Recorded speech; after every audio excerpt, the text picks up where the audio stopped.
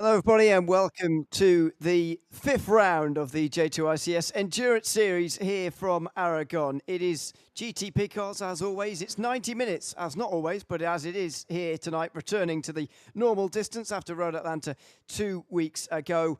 And we're at a rather obscure Spanish racetrack here at Motorland Aragon, a circuit that has hosted quite a lot of motorcycle racing and still does. Car racing in the past has been a mainstay around here, but not in the last couple of years anyway. Myself, Ian Leary, and Jim Cunningham will be taking you through the action here tonight, and the drivers are just in qualifying right now. I'm going to get through the standings quickly before it all breaks. As we go through the race. So let's have a look at the driver's standing first. After the opening 4 rounds of the championship, Nottavin leads the way by just 5 points ahead of Beaver, with Nicolay in third, only 2 points ahead of Bozak. Then it's Cat Daddy in fifth place ahead of Garlic Dog, with Springflower, Simply Steve, Biker Pilot, and then Tyler Giselle in the rest of the top 10. Those outside of the top 10 have not made all of the races this season, with a couple of exceptions, but for the most part they have missed rounds. In the team standings, you can basically see from the drivers there that Night Racing and Nick Squared are the two who are fighting for the title. 3 points between them. What a battle we're going to have. Over 100 points back to the rest, though. Rookie Success, a third head of Speed Squad, Vision Motorsports, Bong Life Motorsports, and Scuderia DNF, with P1 Racing yet to get off the mark here this season. Good to be alongside you for this one, Jim. Looking forward to 90 minutes of action here tonight. Not a circuit that many people will be familiar with. Talk to us a little bit about that from your perspective, because I have seen this circuit before and I have commentated on it before, but you are among, I suspect, not the only one learning this circuit here tonight.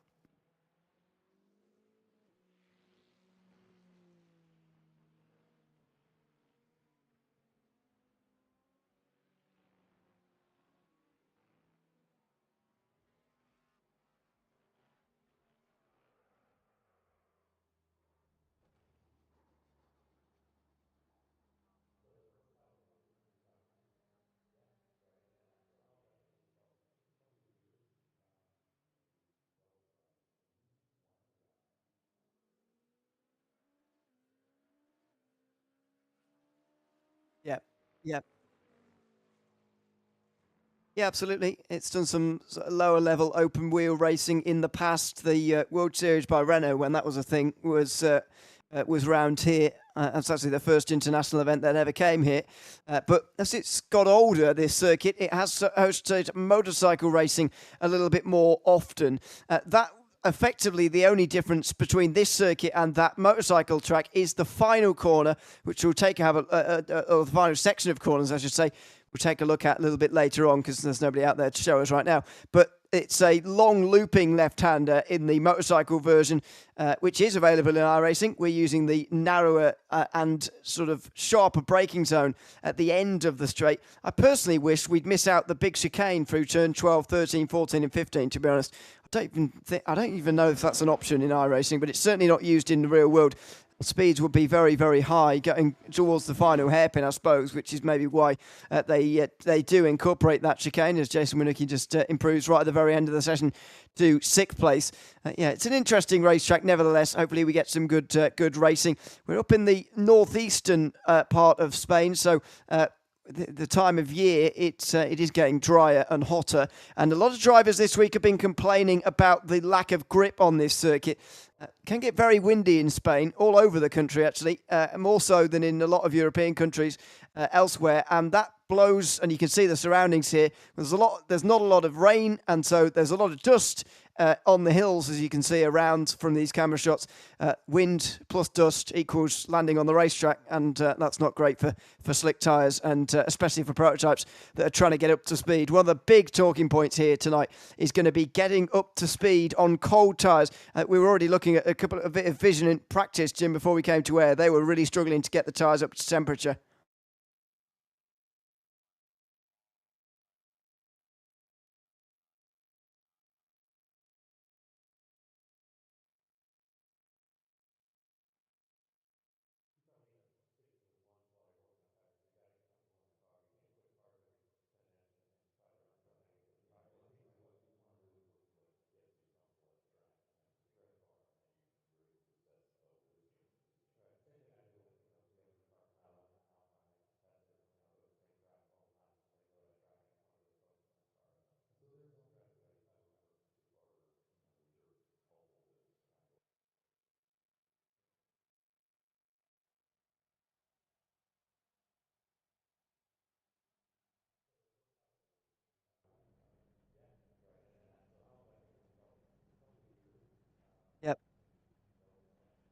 Yeah, they're just grinning up down the front straight at the moment. Squilliam, who's taken the pole position this time ahead of Nottavin, been exchanging that award throughout the season so far. Just 5 points between them as a reminder coming into tonight. Simply Steve and Beaver are on row 2 next up, with the third row taken up by Bozak and Jason Winucki. Gavin Amman 7th out of Springfire, with Ipmedust and Nicolator running out the top 10. Ryan Schwab is 11th out of Biker Pilot, who is the last driver in the field, hopefully getting onto the grid. Haven't seen Biker Pilot out in the latter part of practice, or indeed in the first part of the the whole of qualifying, unfortunately, throughout that 15-minute session. So not sure quite what's going on there for him, but hopefully he will get to start from the back end of the field at least, and maybe he'll pick his way through. So we'll have a long formation lap here to have a bit of a look at the circuit before we properly get going for 90 minutes, as the pace car now pulls away. And all 12 drivers do pull away, actually, off of the front. Not have been taking a little bit more time than the rest to get going, but they all do now. Thankfully, on the way down in towards turn number 1, which is a sharp and 90-degree left-hander, where you enter into the first sector. There's definitely a feeling, I think, some modern racetracks, and this certainly is one of them. You can just tell that it was built on this side of the millennium, can't you? It feels like it is a very modern circuit in so many ways, both in the layout and the amount of runoff that they've got around the outside. It's a very peculiar circuit in some ways, and I've got to say, feels very new as well.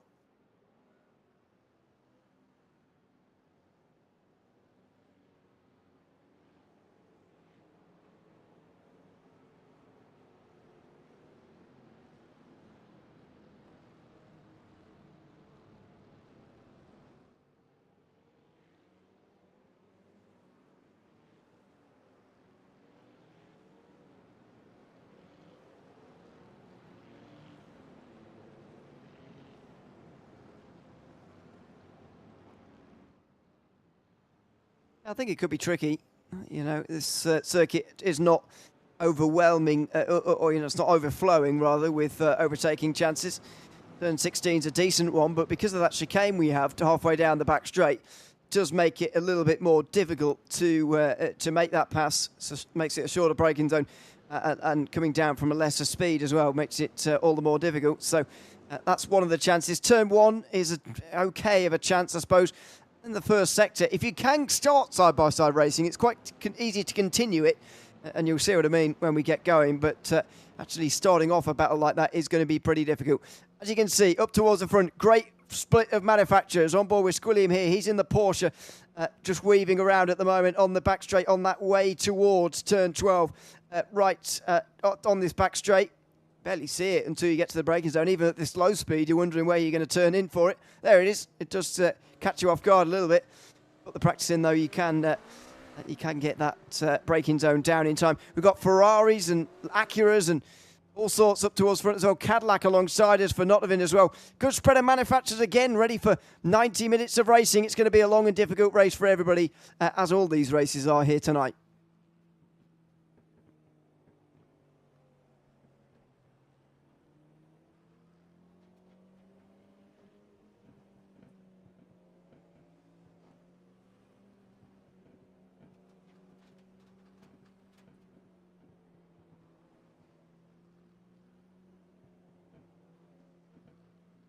It certainly is. We will have a pit stop, and we'll require a pit stop at some point throughout tonight as well. Expect all of those to come before lap 30, which should be less than 2/3 of the way through this race. It's going to be a pit window, roughly half an hour, probably a little bit smaller, wide. We'll see the tactics of that play out over the course of the day as well. And this is the run down in towards the final hairpin. We've already, there's the left-hander that the motorcycles use. You just saw the markings there. It's a much more gradual one than this one is. It's going to make it quite spread out, actually, as they go through onto the front straight. Have a look at this, the turning circle on the inside, not easy And so look how they're going to spread out here. They're not all going to get into line quite as they would like here, especially on the inside line. They might just about have enough time. If Squilliam holds them long enough. Oh, and there you go. There's the cold tyres rearing their head in the background. But Squilliam's not going to be waiting for anybody here. He is going to hold them for quite a while. So he does allow the others to catch up quite nicely, but not everybody. Biker Pilot has spun at the background already. As he comes to the front straight, the race goes green, and he will start from the back end of the field. It's Squilliam into turn 1, and there's already a Ferrari in trouble. Oh, that was Simply Steve. They're very nearly getting into Nottavin, who spins himself out of turn 1. Goodness me, already the cold tyres have reared the head, and there's already contact in the background. Bozak and Emmy Dustin, Ryan Schwab, all off the road, down through turn 2. It's a disaster of a start here at Aragon, but we said it at the start of the day. These cold tyres on a dusty circuit, always going to be very, very difficult. Let's see what happened here through turn 2. This is the run down into the opening corner, and this is from the very back end of the field. They basically came to a dead stop down it. There's the spin for Ryan Schwab, I think. There's already Nottavin's already been around. You can see him in the blue on the right-hand side, and there's contact down the bottom of your screen as well, one of the Ferraris.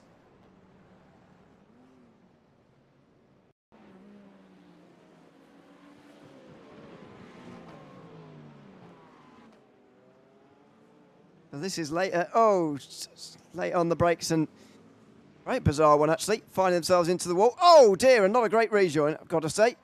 Back onto the circuit. Let's just have a look. Okay, Nicolai. Yeah, Nicolai went off. Oh, and he spins it. Yeah, okay. Wow. Well, a bit of a mess. Hearing, by the way, from YouTube chat, who might be having difficulty hearing Jim, so we'll just try and get you sorted out, Jim, and see if we can get your mic working so everybody can hear you properly on the technical side of things. But at least one of us, I suppose.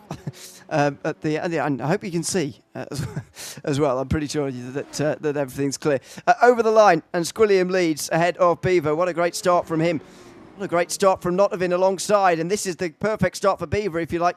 Start of the day, just 5 points behind Nottavin, and immediately gets off to a good start, gets up ahead. Biker Pilot has now dropped behind. It might have had another couple of problems through the final corner again. Ryan Schwab has come to a stop on the front straight as well. He has. Just going off what I can see on the track map. That's rather bizarre, but anyway, those two are running down at the back end. Nottavin now passes Nicolator. He's got a lot of work to do, and he's up to 8th place now, though. So if you guys can hear me now, looks like you can. I'm watching my thing, so it should be able to hear. I just want you to know that all the parts that you missed while I was talking, I was incredibly brilliant during all of those sections. It was probably my best commentary of my life right there. I hate that y'all missed it. Should have been recording it. Right. Either way, it's live broadcasting after all. Down into the chicane for Nottavin. He's got his tyres up to temperature now, and he looks to be doing a bit better now as well. Immodust is on the back of Nicolai. He got involved. He was actually the first to spin, I think, in the second corner incident earlier. And so he's got work to do as well. There he is in the Ferrari, sort of pinkish colour. Well, multicoloured, really, in the background. Nicolai just up in front in the bluish Acura, and he's under severe pressure here through turn 12, 13. Here's 14, quite late on the brakes there from Immodust, and not able to go down the inside at 15. In towards...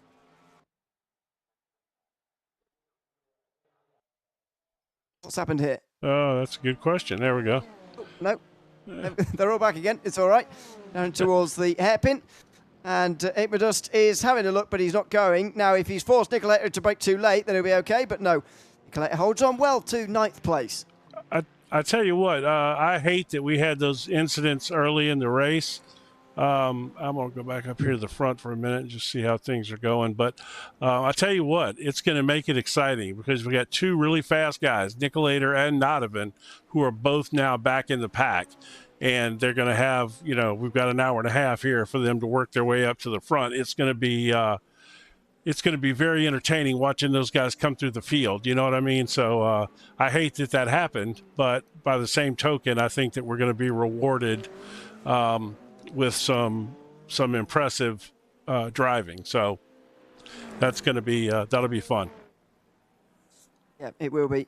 Simply Steve as well, it's worth noting probably, is just in behind Jason Winnicky and Gavin Ammerman at the moment. Showed 2 weeks ago that he can be a contender on pace at Road Atlanta. He certainly was. There he is. Oh, whoa, careful. Needs to be a little bit more careful on the brakes there, otherwise he very nearly ended up straight in the back of Ammerman. Just in behind a couple of Porsches right now, and very nearly was literally in the back of one of them there. Oh, a bit of a slide through 14 as well. So little grip round this circuit. These cars are just not suited to this circuit at all.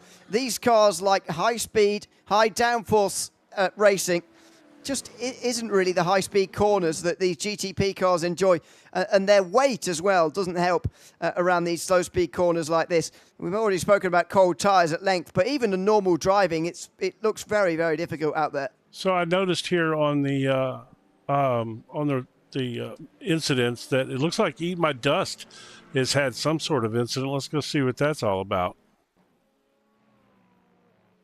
He was applying the pressure to holding off later earlier. Got overtaken and then went for a big slide. Oh my word! He didn't go all the way around, but he went for two very, very big and extended slides. I thought that was going to be a brilliant save there for a second. Nearly was. Yeah. Well, I tell you, they are really struggling with grip right now. Yeah, and we are. It's unbelievable, isn't it, really? Turn the session state on here so I can see exactly where we're at. Yeah, we're only 6 minutes into this thing, man, and we've got cars all over the place going off the track. Yeah, and don't forget, they will be making a pit stop and having to do this all over again about halfway through the race. You'd think that this would be one of those circuits where, one of those races where maybe keeping your tyres on through the whole 130 minutes is actually 130. Sorry, that's 2 hours 10. 1 hour 30. Sorry, it might actually be the better idea. Fuel fill won't take that long, and you can keep some tyre temperature in those tyres. Yes, they'll be pretty battered and old by the end of the race, but surely not going through that cold tyre phase again is pretty desirable to some of these drivers right now, because the first part of this race was terrible as far as grip is concerned. I can't argue with you there as far as that goes, but I mean, a lot of it is going to depend, and it's something that you and I don't know, because I unfortunately did not have time to get out here with a car this weekend and put a few laps in. I like to do that normally just to kind of get a feel for, fuel usage, tire wear, that kind of thing. I just wasn't able to. So this track, it's relatively modern, but then again, it's about 20 years old and it probably hasn't been resurfaced. So it may be kind of abusive on tires. I tell you what, let's take a look real quick at the weather and see what the track temperature is today. Well, you'll have to help me with that, because I don't. Oh, sorry. I think that's about 80 Fahrenheit. I will do the actual conversion, but I've been getting a lot of practice recently. I've been doing some American leagues where I've got to do the conversion myself the other way around. 40 mile an hour winds. There you go. 40 mile an hour winds. Wow. That's one of the reasons they're having a hard time. I've ever seen. Yeah, that's why they're having a hard time. That's killer. Yeah. Especially in aero cars like this. Yeah, that'll be playing all sorts of... I don't know about you. I've never seen winds that high before in iRacing, ever. No, like 20, 25 is, that's pretty big. I've never seen anything in the 40s. Yeah, that's... well, we'd call that almost gale force here. Right. In England. But I understand in America you have slightly higher winds than we do generally. Well, I tell you, this area of Spain right here, looking at it, kind of reminds me of the American area around San Diego, California, which is known for its wildfires, because it has all the like grassy dunes kind of look like this does, and the winds just rip through there. And when these fires start, the wind spreads them. It looks very similar kind of topography to that area of the United States for people that are, American watching. Yeah, it's a good comparison. I said earlier, it's windier in Spain than it is in the rest of Europe. That's, that's not quite geologically correct language, but you know what I mean. Yeah. It's the winds get picked up here very quickly because it is so open, as you say. It's a good comparison, actually. It's very, very open around here. You can see it from some of the long shots. Spain generally very, very open, and as you can see, pretty dusty as well. Around the sides of the circuit. Even at the start of this race, I can see a lot of gravel on the outsides of the circuits. You don't want to be finding yourself off the racing line really anywhere, otherwise you'll be in trouble. But that is where Nottevin is going to have to go in the next few moments because he's trying to make an overtake. Springflower's just up in front here in 7th place. And you can see that Nottevin is quicker, but it's going to be about getting through the traffic now in this race for him. He's going to have to take his medicine. He's going to have to lose a lot of time to his rivals, but he's got to make this pass, and these passes all the same. Looking at Springflower in a fellow Cadillac for 7th place at the moment, just working out where he can maybe make this move. There he goes. He's going to try it up. Nope. Thought he was going to. He might try to do it under braking here. No, he didn't. I tell you what, I'm shocked. Nottevin is really fast. I don't think he was around last year when you did the series the last time. When he came on the first few weeks, man, he was really fast. Won some stuff, ran right up front, 2nd place, whatever, in both divisions they have, in this and the F3 cars. And he was all humble, he's like, I've never driven these cars. I'm just, and I'm just trying to figure it out. And every week he was in the top like 2 or 3, right? And finally, I'm like, you got to give up that humble thing, man. We know you're fast. And he goes, yeah, I don't think that's going to work anymore. But I'm shocked that he can't get by Springflower. No offense to Springflower, but traditionally so far, he's been quicker. I'm not sure if it's oh, there you go. Oh, well, that's a mistake. That was, yeah, but I hate to see that for Springflower, but so we'll see if he pulls away from him now, if he was just being held up, or if maybe he's got a little damage, possibly. I think that's a bit of an insight actually into how difficult it can be to overtake round here, even if you do have an advantage in speed, like Nottevin clearly had there, then it doesn't matter always. If there's a mistake in front, then great, you're going to be able to make the pass easily. But if there isn't, then it can be very tricky. I think you're seeing it here as well. Jason Winucki, Gavin Amman, and Simply Steve have all been in one line here in third, fourth, and 5th place early on in this race. And so far, even though Simply Steve, I've got to say, looks very quick actually compared to Amman, who's just up in front of him, he's not been able to find a way through. Now he's got a nicer line out of 15 there. That was a nicer turning underneath him. Can he just maybe use a little bit of power on the way down the straight here in towards that braking zone? Well, he lost. The Porsche had much better traction. He's lost all sorts of time there, Simply Steve, even though he had a good line through the final corner before the straight. And Amman will keep the place. These three have been running nose to tail for 13 minutes now. That is, didn't you find that strange? Because he clearly got a good run off that turn, and he lost ground to the car in front of him that he was drafting off of. That was interesting, very strange. Yeah, no, I guess a number of different explanations possible. Unless he's saving. Yeah, I suppose that is one of them. Another one being maybe the traction in the Porsche is better than it is in the Ferrari. Maybe. I've never driven the Porsche. I've only driven the Ferrari, so I don't know the comparison.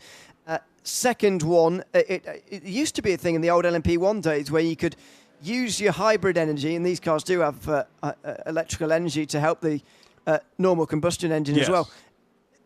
They could, back in the day, use that energy almost how they wanted and override that with a bit of boost if you needed it, almost in a sort of push-to-pass way, but it obviously not quite the same. Well, it is. I don't know whether that was at play there or what. Yeah, it's still similar, obviously. It's, you've got the different modes that you can put the energy in. You got the balanced mode, which means it uses and charges roughly together so that you don't run it dry quick. And then you've got the high performance mode, which burns a lot more than it regenerates, but so you can run it for a shorter period of time and get a little boost, like you said. So that's, in theory, could have certainly come into play there. I didn't really think about that, but yeah, I don't know. It just struck me. It'd be interesting to see what happens this time. And a similar thing, really. Yeah, towards turn 16. Simply Steve not able to get anywhere near. Ryan Schwab's come in, by the way, unfortunately, from the back end of the field and has gone a lap down for the first time here tonight. Only 7 laps complete before he's had to come in and make a pit stop. As that's a good exit there from Simply Steve. Is there going to be a chance here? Ammerman clearly feels the danger, just moves it over slightly. But again, not able to go through Simply Steve. And, well, they remain single file for third place. This could be a story that continues in a similar fashion for a while yet. So I'm wondering, is Gavin Ammerman, playing his cards just right? He's using his energy to keep him behind him on the straightaways when he can make a run. What's going on? That definitely is an interesting story to see how that plays out. But real quick, when you talked about Ryan Schwab entering the pits, I want to say, yeah, he had an incident. We've had a lot of incidents, actually. So this is what sent him to the pits right here. Oh, this looks like, oh, that's a spin onto the front straight. Oh. These cars behave bizarrely sometimes when they're spinning around, I've got to say. And then, so Eat My Dust right after that also had another incident. Oh, whoa. Is that what we saw earlier, maybe? With, yeah, maybe it was. It shouldn't have been. No? Okay. Honestly, I think it was at the same spot, but I'm pretty sure it was not the same one. Okay, it may not have been. It looks similar to me. No, it looked identical. You're absolutely right. So then Nicolator got off the track here. Yeah, I did see him off the track not so long ago. That's a bizarre one. We've seen a lot on the power through turns so far. Not so much too late on the brakes. That was Nicolator too late on the brakes for turn 7. Just a quick trip in the gravel, and he got back out again. He's one of those drivers, as you mentioned earlier, who's got work to do after the start of the race. Yep, and this is Biker Pilot here. He had him a little incident as well. Just overshot the braking zone again. It's a really tight hairpin. It is. I tell you what, it should be a good passing opportunity, too, that heavy braking after that long straightaway. But, so far, the only 2 cars we've really watched in detail through there were Ammerman and Simply Steve. And Steve can't seem to get to him, even under the heavy braking zone. Yeah, that's what I was saying earlier on about how I would remove this chicane that we've got around sort of halfway down this back straight. There's no land in the way that would stop us from running right the way down. Obviously, safety problems in real life would be a problem, especially through that left-hander. You can imagine you wouldn't want a tyre exploding through there. Let's put it that way. It would be very fast in real life, but since we're in sim racing, it's fine. That's why I would remove that chicane. You'd have a much longer run right the way from turn 10, is the Marc Marquez turn, all the way down this straight. You can see it there. It's a very long straight if you take out that chicane. Yes. And it would, as you say, provide a really good overtaking chance down the hill here towards the hairpin. Another reason, I guess, why it's not that chicane is needed is because it's slightly downhill. Downhill. Actually, quite a lot more downhill than it looks on the camera, and that would create some really, really high speeds for a very big braking zone. As I say, since we're in sim racing, we should probably be allowed to just get on with it in the virtual world, and safety obviously just remaining paramount in the real world. But interesting. But yeah, interesting thing here that just popped up. Sorry. I need to find the chopper cam, and look who popped up behind these guys back in the distance now.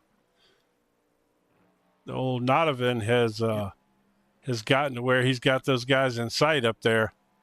So he's made up some ground. He's closing on Bozak, which of course Bozak is at the back of that group. So yeah, he's coming. Yeah, I think he can rescue a third place, to be honest, Notovin, if I was to give it a guess. Oof. Um, I he's closing on. Yeah, well, it's going to be a long, difficult race for him. He's got an hour 10 to go, though. I think he can rescue third. I think the gap, though, from Jason Minucci up to Beaver is already growing too large, actually. It's already over 10 seconds. Yeah. What's funny is there's a part of me that knows that you're right, but then there's a part of me that has seen him march through the field in several different races, and he's done some amazing stuff. But I almost feel like his car might be damaged right now. Because he and Springflower, when they got into that incident, they kind of bumped noses, so it may have messed the aero up on the front of his car. Because he just doesn't seem to be as fast as he normally is. Is that Notovin or you're talking about? Or yeah, Notovin. Somebody else? Yeah, when I Notovin didn't think and Notovin had made any contact when he hit anyone. Yeah, didn't they? I thought, let me go back. We certainly have time here. Let's make sure there's nothing major happening. We're on the biggest group right here. In fact, I'll focus it on this while I go look.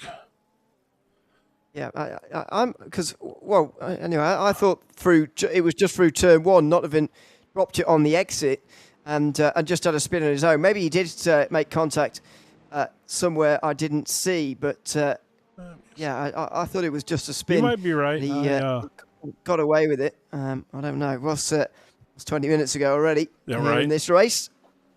The first half an hour flying by very quickly indeed. And that's when the pit window is pretty much going to open here in about 9 minutes' time. They should be able to go a lot further than that, though, on fuel. They will not quite be going to an hour, as always, this circuit, but they should be able to go to lap 30. I think we were given information 28.6 was what they get from a tank initially, so that someone could easily save up to 30 laps or get up to 30 laps. I believe I might have had the wrong car. You're right. I'm going to go back real quick while we got a second. I just want to see if this is what I was thinking of. So Eat My Dust goes off. And it was Nicolator. Him and Nicolator come together right here. Watch. See, that's what I thought was Notovin. So that's my mistake. Yeah. Okay. Yeah, well, maybe that's a bit of a story with Nicolator as well, though, because he's 23 seconds off of 8th place. That's a long way behind where even Notovin's been able to recover to. So maybe there is a story down there for Nicolator. Don't forget, that's a team's championship story because Beaver is doing pretty well in second. And that's, as things stand, will be taking the championship lead, by the way, as well. With Notovin down in 7th. That's the Drivers' Championship. But unfortunately, his teammate not particularly helping him here. Notovin and Bozak are in 6th and 7th right now. Not sure if there's really any gain there to be had in the Teams' Championship. We'll work it out at the end of the day. But for now, a lot of the championship contenders, three of the top four are outside of the first 5 in this race, which is pretty rare to see. Yes. Yeah, it was very surprising that so many of the top point sitters got in trouble early in this race, and like I said, it kind of made me feel like we were going to get to see some of those guys come flying up through the field.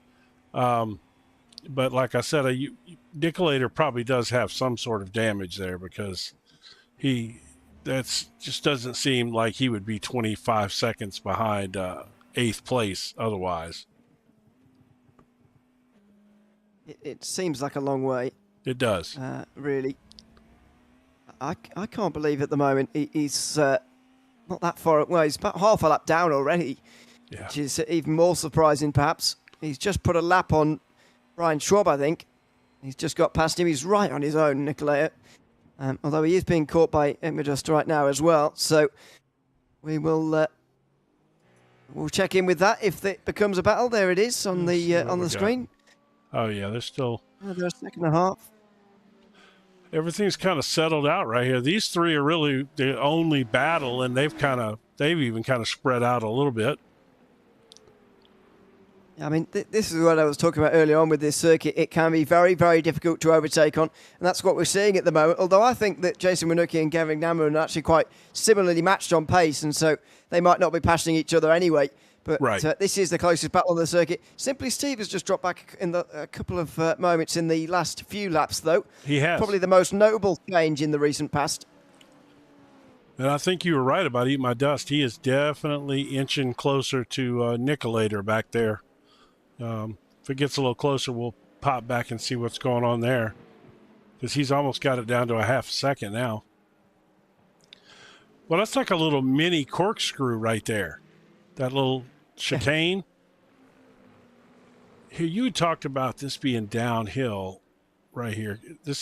They're coming out of that. Yeah, this is it, right? Yeah, so especially it's quite a gentle slope, really. The whole circuit's on a slope, really, because most of Spain is up or down somewhere. It's not very flat country, Spain, so it's very, very hilly, even when you can't notice it. Especially down here, from this long camera shot, we're just about to get from here. Have a look at that. Have a look down there. It doesn't look like a lot, and TV cameras are never very good at picking this up on a computer screen. You have to go there yourself to figure it out. But well, put it this way: if you were to, I don't know, pedal a bicycle or walk even up that straight, you'd find it quite difficult pedaling the wrong way up that hill. Now you can see it. I mean, there's definitely some definite elevation change. Like that right there is almost like a little mini corkscrew through there. This is neat little track. I don't know that, like you said, I don't know that these cars are suited for this. To me, this kind of track would be suited for like so Super Formula Lights would be really good here. You know, something like that. That's what originated here, effectively, yeah. Those types of cars with the F3 type cars. Yeah, I think Formula Renault 3.5, which is similar to F3, I think, in some way. It's where the circuit originated, basically. And I think you're probably right on that front. I'd say just feels like it lacks maybe an overtaking chance or two that it could do with. So these cars are quite big for this circuit, really, and only one sports car endurance race has ever happened round here, and it was 2 years ago for the European Le Mans Series. So that wasn't even this type of car. That was LMP2, the fastest cars that have been round here for prototypes, anyway. Oh, interesting. Yeah, those would probably still be big for this place. I really find it strange they have so many off-camber turns. That's interesting. It does make it very difficult as well. Very. To drive.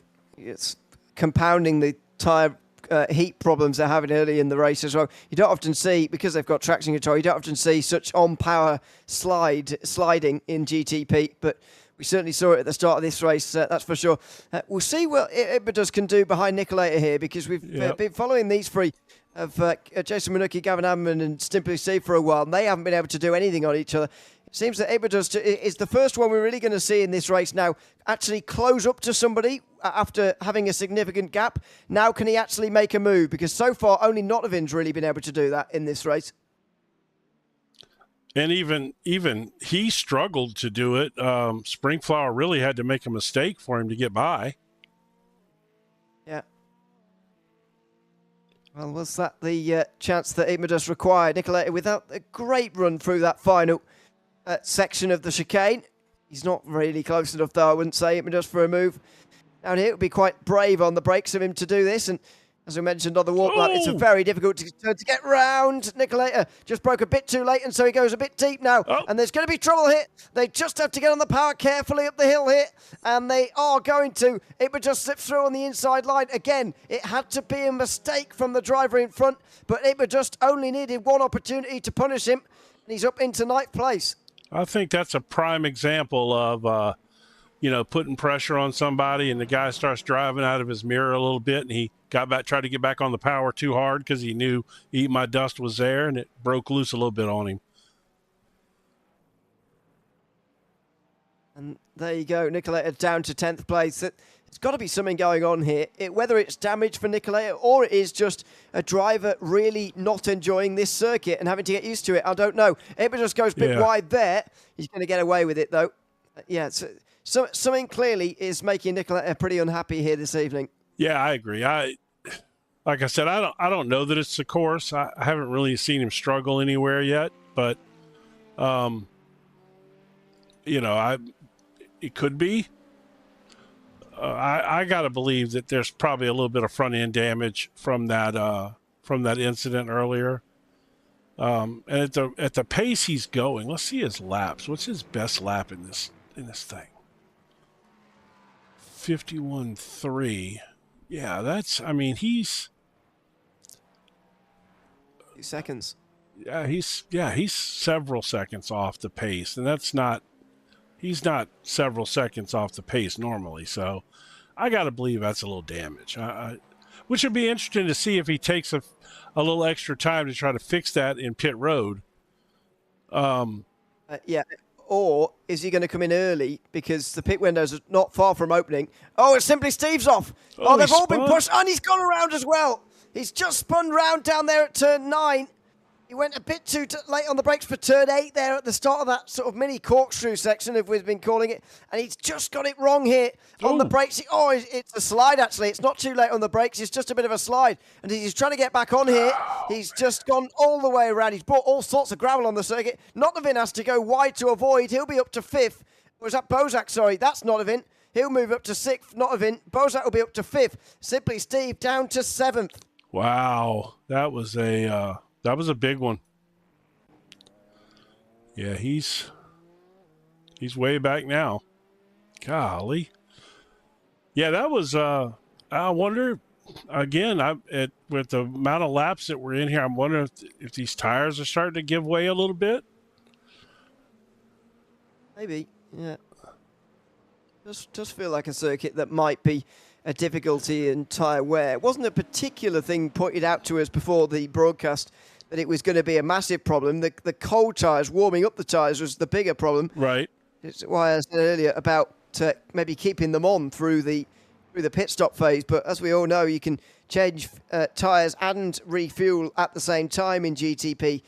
So it is rather unusual to see anybody doing a pit stop in this category without taking tyres at the same time as well. I suspect they will all take tyres and just have to manage the cold tyre period as they were at the start of the race as well. Yeah. So I guess, iRacing doesn't have tire warmers either, so which would be handy. Yep. Yeah, there's a ton of debris right there on the track. Holy cow. Yeah, I mean, I guess it's just going to be a situation where they've got to really take it easy for a lap or two. We'll see when those pit stops are going to be made. We were told that the window is open now. I think you could be running a risk of being slightly short if you pit now. So I would leave it a few more minutes, 5 or so, before, just to be absolutely on the safe side. But also you want to keep the fuel load as low as possible throughout the day. So to do that, you need to run as long as possible. The key is going to be what Gavin Ammerman does here, I think. Does he try and do something different on strategy to try and get past Jason Winucki? Because he's been, I don't want to say stuck behind, because he's not been crawling all over the back of him the whole time, but he has been within a second almost all race so far. Just get the feeling he might be able to go quicker if he was apart from Winucki, currently in 3rd place. So are we going to see an early stop from Ammerman to try and get ahead of him? We might well do. Yeah, I mean, that's certainly a good idea, to change up the strategy if he is struggling to get around him. He, again, could be riding back there just trying to save a little bit of fuel, just stay kind of in his draft a little bit and, just baby it, maybe try to save a lap or two of fuel over this run.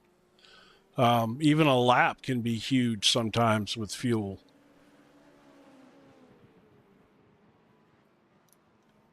Exactly.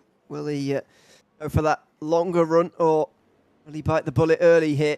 There's a nice gap for him to maybe jump himself into. A couple of nice gaps, actually, for him to jump himself into. Maybe in front of Edmundus, maybe he can get himself in there. Or he can get himself just in front of Biker Pilot if the pit stop's going to take a long time. but there's a couple of big bits of clean air on this circuit. It's not always the case.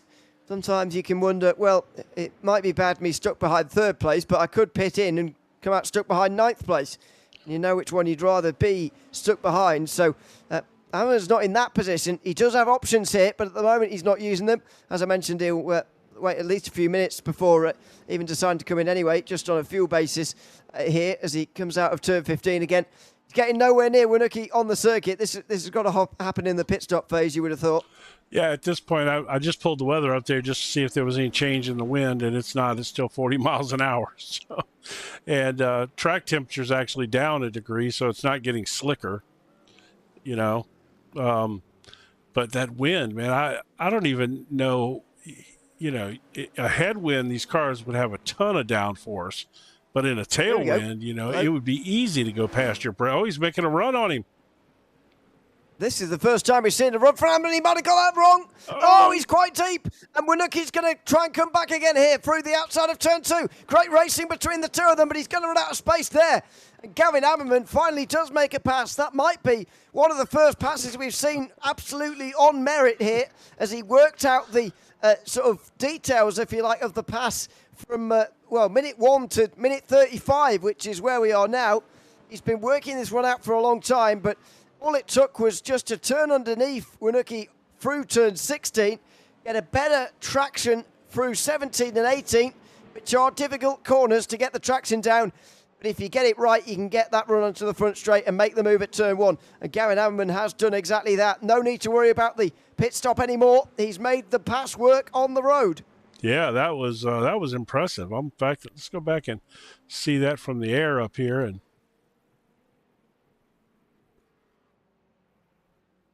just got it stopped in time. Oh, I mean, it was only just. Yeah, that was impressive. Nice pass. Like you said, I hate to say it, but I believe you're right. I think this was the first pass on merit only the whole race.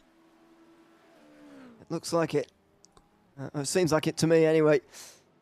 So it's still very close. From third place down to 7th, in fact, it's all pretty close, but not really behind Squilliam. He's leading the way by a very long way now, just over 8 seconds out front. Only second start of the endurance season for Squilliam. Up there in the Sprint Drivers' Championship, though, of course, he's just 12 points ahead of in the championship lead there, in the other series we do here at J2iCS. So he showed up at Road Atlanta, right? And it was raining. Yeah. And first lap, he spun it.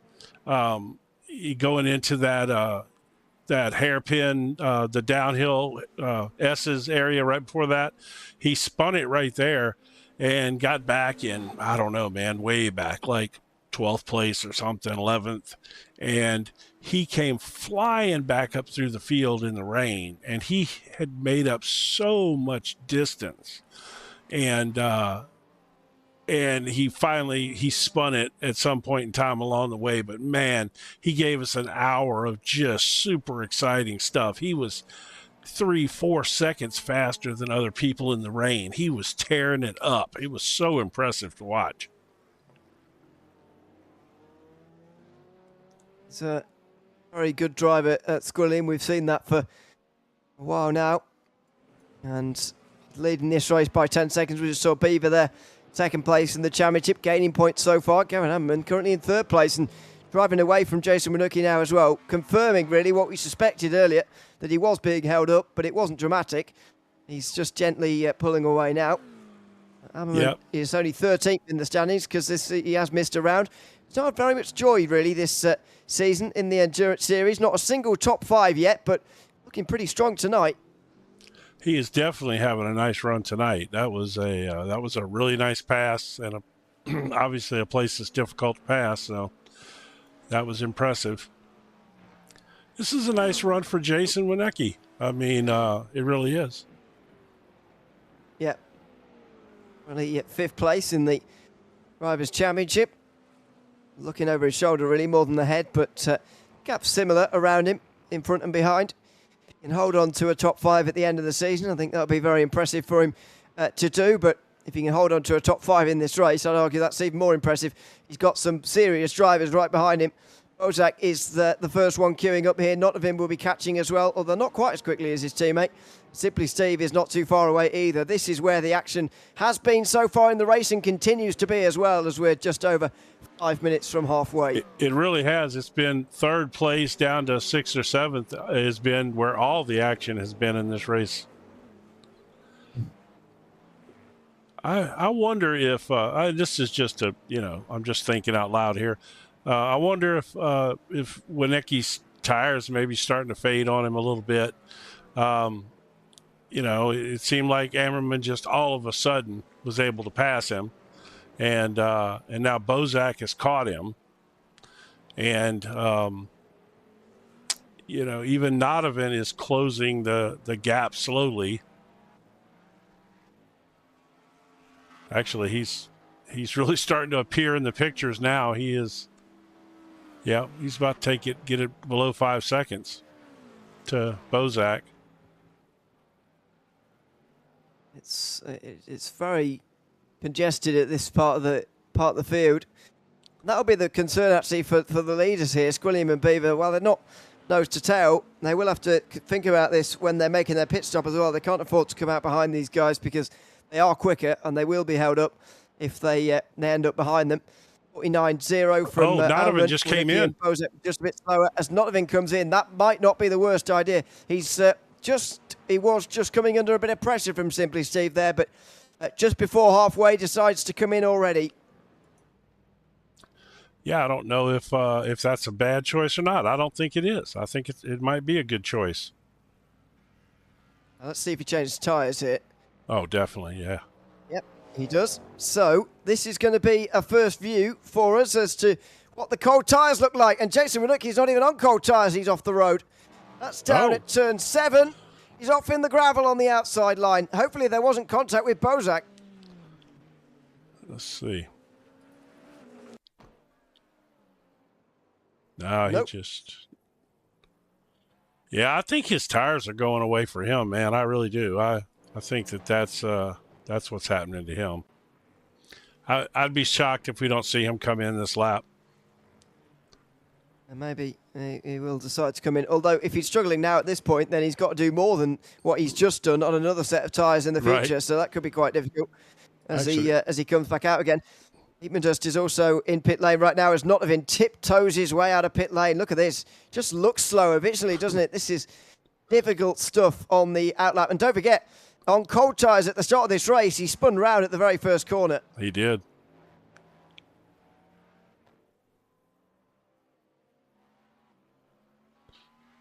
So did on the power at turn 7.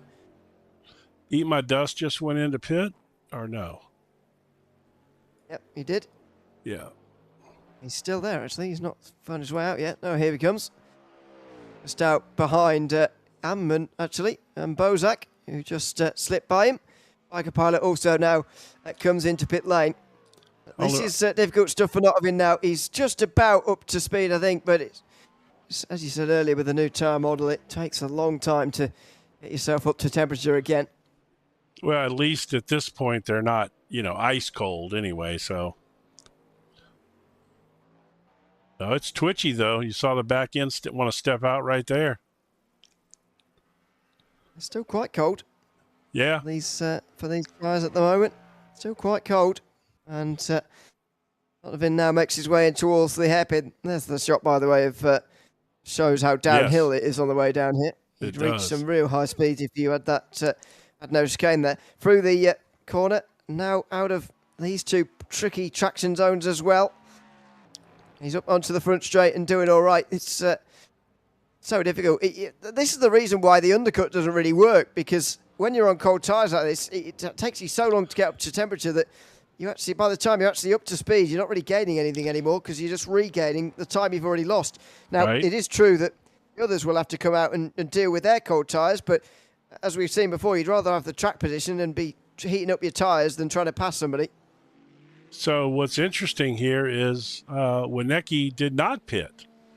Even after he spun, I was sure he was going to pit, but he didn't.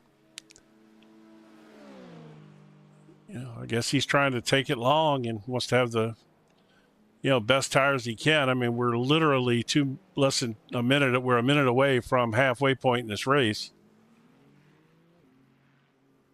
One more lap and so will be officially Steve. Halfway as a spin in the background for Biker Pilot. Oh, that was who's Biker. On new tyres. I think so.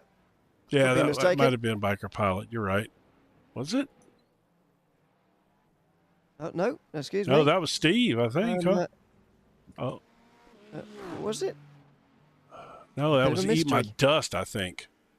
Yeah, that makes sense. He's just that out was the pit Eat lane. My Dust. I'm sorry. Him and Steve are teammates, and they drive the identical car with the bomb popsicle on the side of it.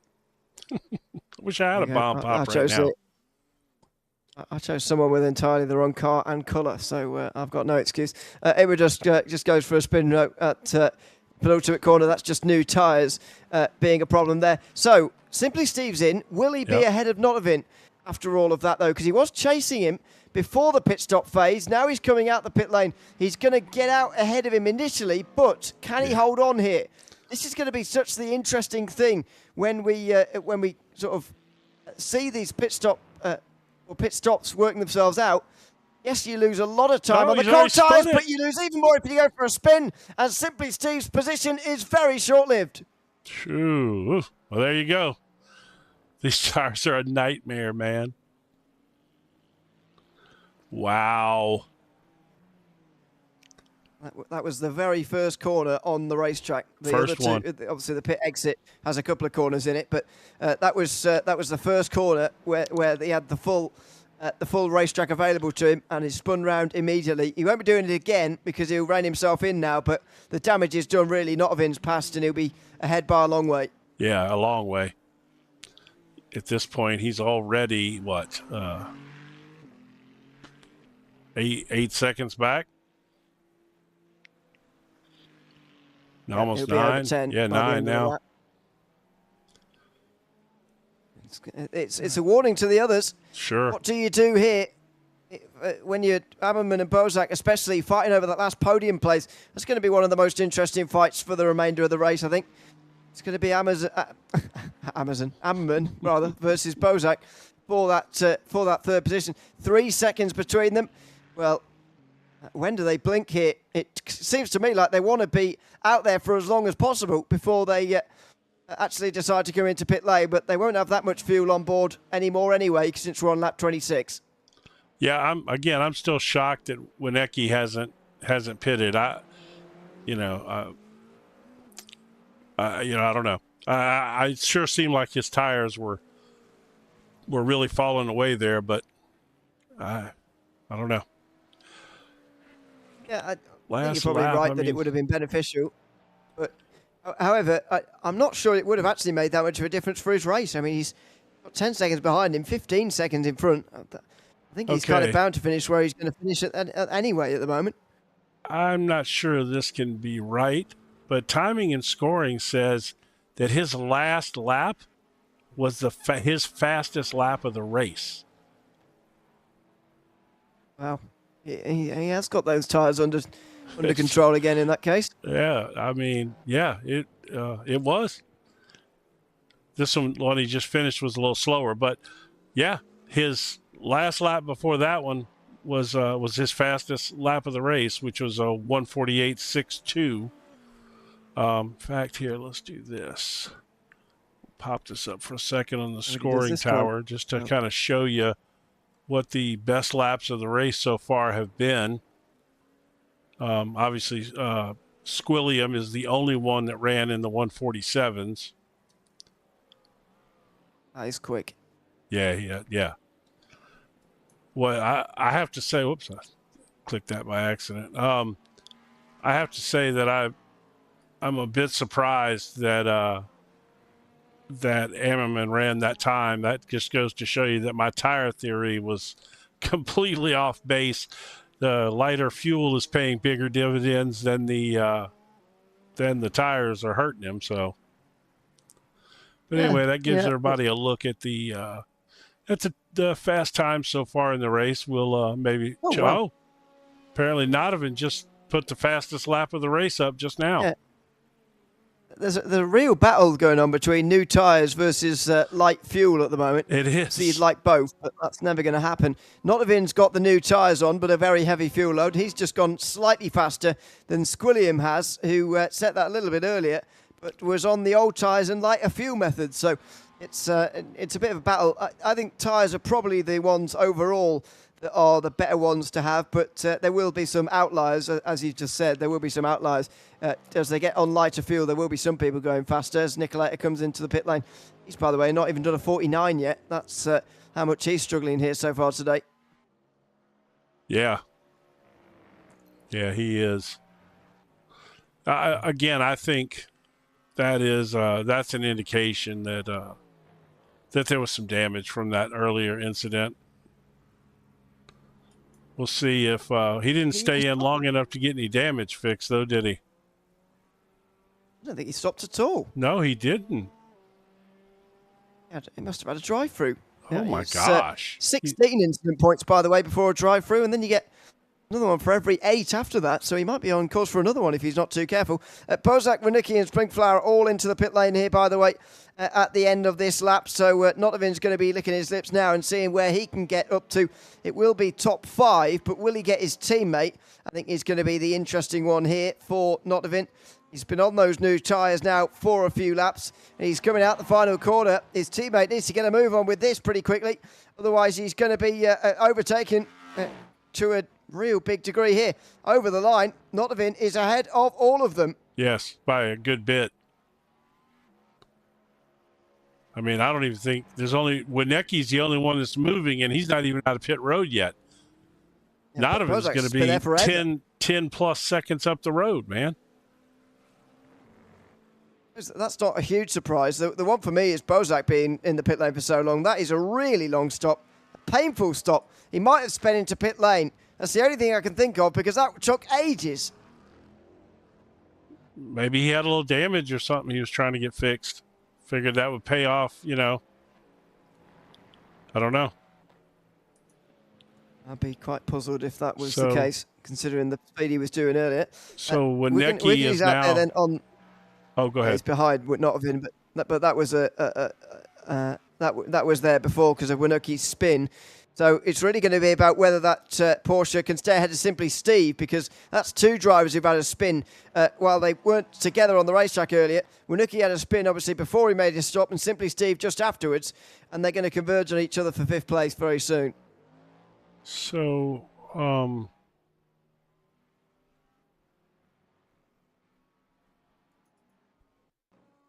apparently this just happened not long ago. It's not going to be helping his incident limit if that was a drive-through last time round. We'll get away with that. Yeah, he didn't go off track. That's interesting. That showed him as a crash. Yeah, it's because he went very slow. Yeah, too slow. Yeah, but still, that's surprising that it would show it that way. But so the only 2 cars now that haven't pitted are your 2 leaders, Squilliam and 2nd place Gavin Amon. And Amon is... I'm sorry? So Amon's up to 2nd now because of pit stops that have got... Beaver came in before, so Squilliam will be in the lead. I wonder, when we go back to live pictures, whether we are going to see him in the pit lane here. He's in the pit lane right now. Yeah, there you go. Yep, he's got it up on the jacks right there. So let's see where Beaver is coming.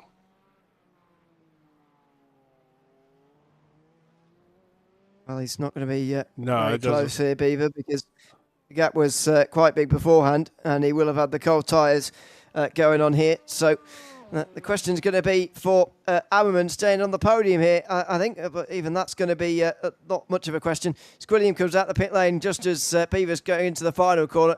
So as long as this isn't a disastrous outlap for the driver of the leading Porsche, it's going to be a big lead for him at the end of this at the end of this section. So he'll just tiptoe around and he'll have a very big lead. It's not going to be a minute. That will correct itself. It will come over or below 20 seconds, I should say. Ammerman will get out pretty comfortably ahead of Nottavin as well. They're not miles in front. He will have to be careful on this outlap, Ammerman, and then he'll see what his gap is to Nottavin just in behind. It won't be too large. So Nottavin will hope he can get back onto the podium at least.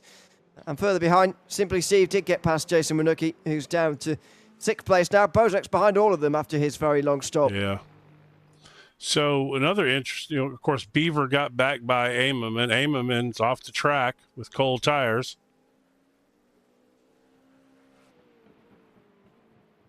He had to avoid that, and he's now losing a lot of time to Nottavin. He's got to hope that his tyres are up to temperature by the time that he catches him, because you'd think that Ammerman is going to be caught here. It's difficult to see him holding on to this or not being caught. So just needs to get those tyres up to temperature and not go off the circuit again. Yeah, that certainly closed down the gap. Nottavin's now only about 2.5 seconds behind him. He's right there.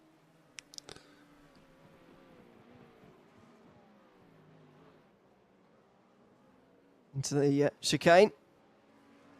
1.4. It's going to be less than a second by the exit of this chicane. Even on the way towards the hairpin, he might even be in trouble.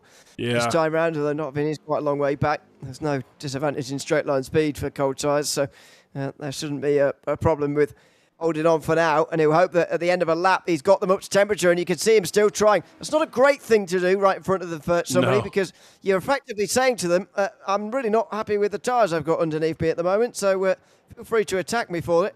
And that is exactly what's going to happen here. Ammerman goes slightly wide there, although that can't be helped, even sometimes with warm tyres.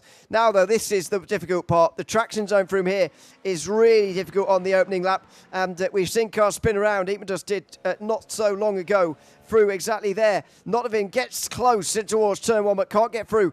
Ammerman might have weathered the worst of this storm.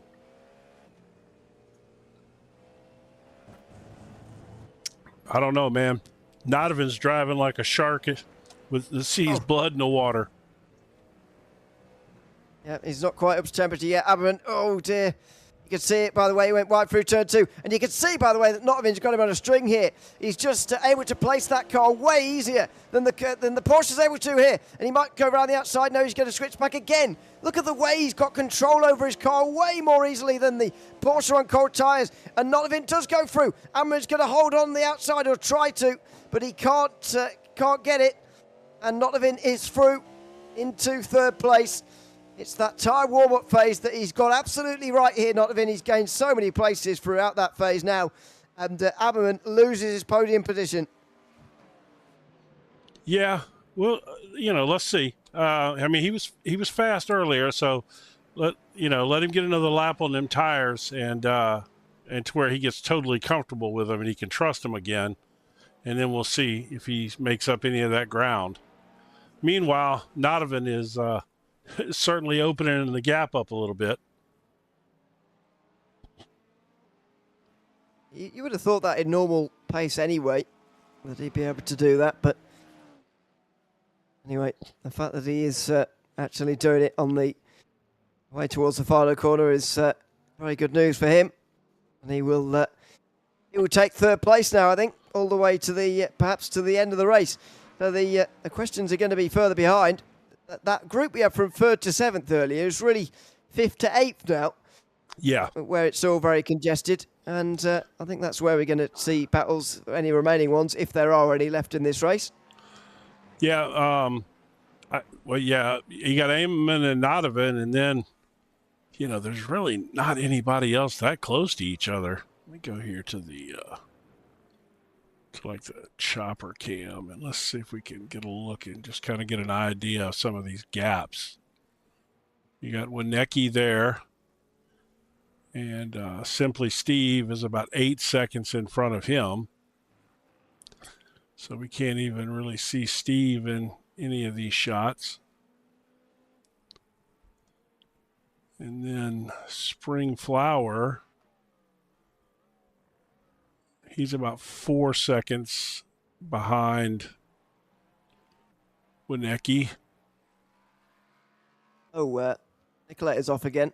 Oh, is he? Oh, from my goodness. 10th place. Where on earth has that happened? I think might be down at 5, turn 5. That's turn 3. This is turn 4. And here's turn 5. He did this earlier. Yep. Oh, and this time he actually loses the rear on the way in as well. Before we just saw him brake a bit too late, but that's a proper incident off the circuit. I don't think he's got damage, actually. I just think he's really not enjoying this circuit. That's very possible. Biker pilots had a couple of more off tracks. We won't focus on too many of those. It's minor incidents. Well, maybe that was not so minor. That'll hurt you. Front arrow for sure.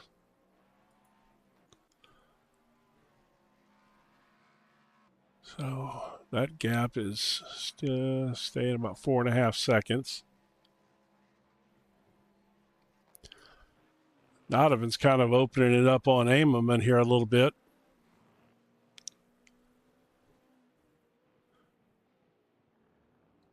So we're gonna. Sorry, I'm just telling you.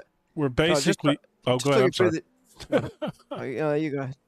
I was gonna say we got 30 minutes left in this race. I was gonna say, is there any chance that Donovan can catch Beaver? I would say probably not. To be honest.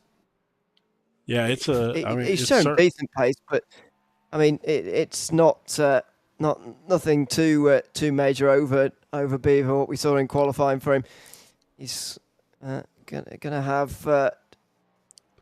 He's probably going to need a second lap, to be honest, to catch up to Beaver, and I don't think that's possible for him right now. As I said earlier, I think that's much more likely to come down. Probably the one between Winooki and maybe Springflower could get involved there.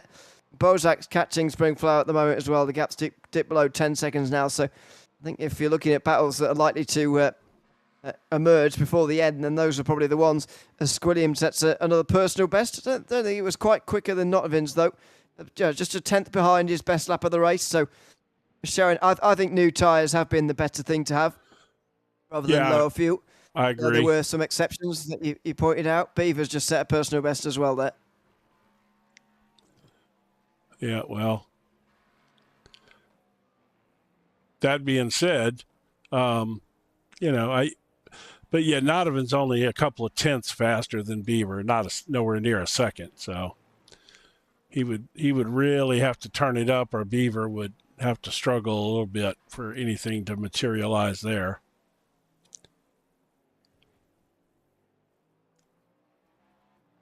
Yeah, even though it was another 47 from Nottovin last time.